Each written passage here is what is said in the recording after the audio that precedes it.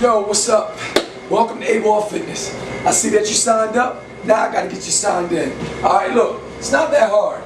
All you're gonna do is come in the door, you'll sign this paper right here. And this is just for us to cover our backs just in case our online sign-in is not working too good. After you sign that paper, you're gonna come here to the kiosk and you'll hit enter name. You'll type in your name. And you'll see your name pop up once you get the first couple letters in.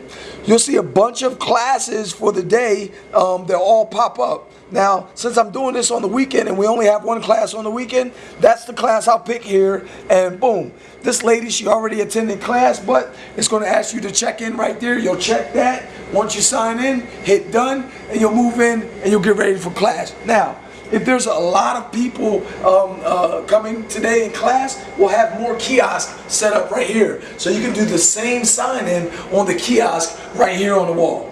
After you sign in for class, all I want you to do is move into the area where we have our boot camp at. That's right, the large area here. And if you're a beginner fitness level, if you're just joining up, and maybe it's your first week, your first day, it's your first month, you're gonna line up in the beginner fitness level lines, all right? So you'll walk in and you'll come in towards this side of the room over here on the right-hand side.